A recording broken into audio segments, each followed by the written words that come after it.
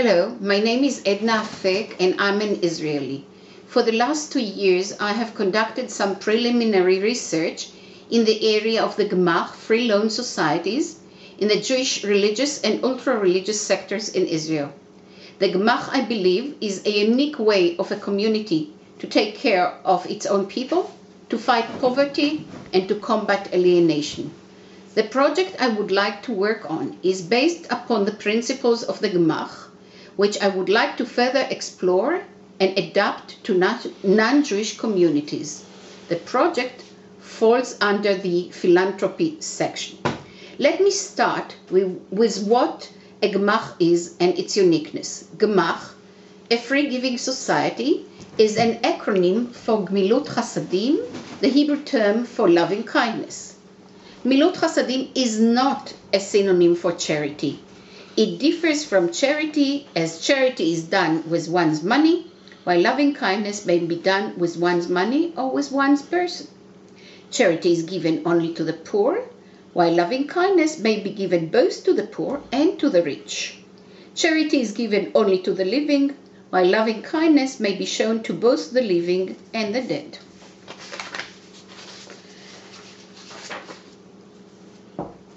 The Gemach is based upon the concept of lending, borrowing, and exchange rather than gifting. The borrower is encouraged to do something in return for what he or she receives. If the needy person can't return materially, it is expected that that person will find other ways to reciprocate, visit the sick and the old, babysit, distribute food, etc. The acts of Gmilut Chasadim are often done for no reward whatsoever, neither financial nor in fame. For according to Judaism, he who gives also receives. By the very act of giving, one also becomes a receiver. There are Gemachs in Israel in every area there might be a need. The following is a very, very partial list of Gemachs: pacifiers, books, roadside help, change of tires, spare parts, food and free accommodation for the Sabbath, Shabbat, for relatives and patients hospitalized, wigs and wedding dresses, clothes including maternity, costumes, clothes drying in winter, medicines, legal advice, real estate and job-seeking agencies, dogs for the blind, etc., etc., etc. Anyone can start a Gemach. One doesn't have to be rich in order to start a Gemach. A Gemach can operate from a room or a storage place in a small apartment. All one needs in order to start a Gemach is will, creativity, and initiative. A Gemach usually starts with identifying a need stemming from the need of others or from the individual's own experience. I would like to give an example of only of one Gemach, though there are so many.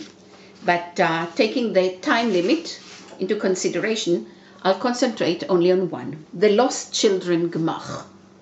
The ultra-religious sector is blessed with big families. When visiting a new place, and especially since Orthodox Jews don't drive on Shabbat, Saturday, Sabbath, and stay with their hosting family for the entire weekend, Friday and Saturday, the visiting families might go out for a stroll and a child wanders elsewhere. Everyone knows where the Lost Children Gemach, which is community-based, is. A child wandering alone will be taken by people from the community to this specially designed Gemach. Once the parents realized a child is missing, they immediately go to the place of the Lost Children Gemach to reunite with their child. The Gemach mechanism has been working for years and has been very instrumental in Jewish communities all over the world.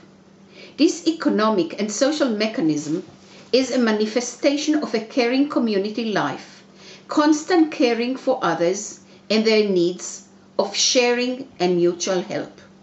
The ongoing Gemach mechanism is one which creates a dynamic chain of chesed, acts of kindness, where receivers become also givers and which involves the entire community.